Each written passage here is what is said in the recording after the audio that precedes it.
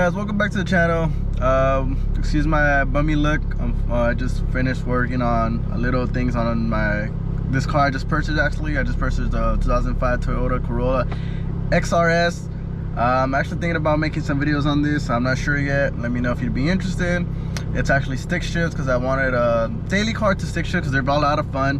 And as much as I like my Challenger RT as a stick shift as well, it's just not convenient just because automatic transmissions are always going to win manual transmission. Unfortunately, just the computer is just very fast shifted compared to a human being, so it's just very more convenient to have a automatic transmission. Anyway, moving on to our video today, we're going to be talking about the mod I just recently made and how it works on basic things. I don't want to bore you guys with how deep into the information, just how the basic function is, and whether or not my first impressions on it, and whether or not you should purchase it, depending on your opinion too, depending on this video. So the mod I just got on my Challenger RT is a 309 LSD from a Scat Pack that had around 30,000 miles on it, I believe, from Alpha Garage. Follow them on Instagram. I know the guy personally. He's a great guy, and if they don't have what you're looking for, by the way, he focuses on moped parts and just more pop parts.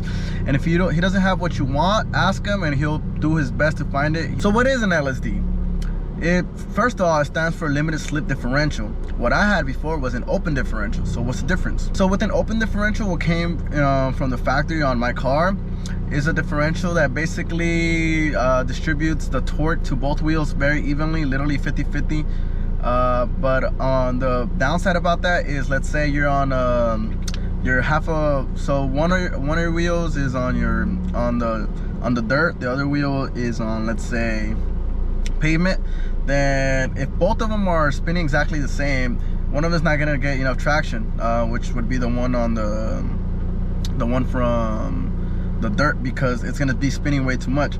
However, if you have a limited slip, more traction will be distributed to the one on the pavement. That way you could grip better, and the one from on the dirt is going to have less traction and it won't slip as much. So that's very convenient.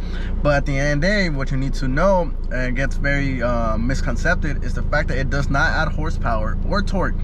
But depending on the gearing, the way the car is accelerated, I guess, is different. It just depends how you have it. The way it's going to launch is different. Your top speed may be different. It may go less, down. It just depends on what you want. In my case, from the 308 to the 309 wasn't big of a difference. Apparently the one on my stock car was the 308, but I just got a 309. So the gearing literally is mostly exactly the same. I barely feel any difference.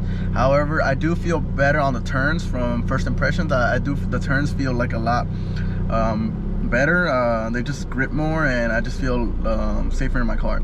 To put it in simple words, let me try and give an example of you running one of your foots on turf and the other one's on dirt. So let's say you're just running with Vans and you're running as fast as you can. The possibility of you falling is more likely with your Vans on the turf than if you were wearing cleats, because the cleats have better grip on the turf. So think about it that way. If you put cleats on and you run on both dirt and turf, I think you have a better chance of not falling, because again, you have something that's working better. That's kind of how the limited slip works, in a way. It's not perfectly analogy, but that's kind of how it's working. But I have noticed though, I feel like the pulls are more consistent when I'm pulling stepping on my car. I feel like the pulls are more consistent, and the torque, it pulls you back on your seat, so it's definitely fun. And I would honestly recommend this modification to anybody. Again, it makes your turns more smooth and overall greater experience, to be honest. So the limited slip is better for overall performance, that's for sure, over open differential. So if you have an open differential, I definitely recommend getting a limited slip. Doesn't have to be the Scat Pack one, but definitely I would recommend a limited slip differential. That's all for today. I will be taking my car to the track soon, so stay tuned. Hopefully this limited slip makes the bigger difference and I could get better times. The best time I got so far was an 8.506. So let's see if we can improve upon that. And my best 0 to 60 has been a 4.3 at the strip. On the street, I think it's like 4.8 or 4.7. But anyway, not bad, and I'll see you guys on the next video.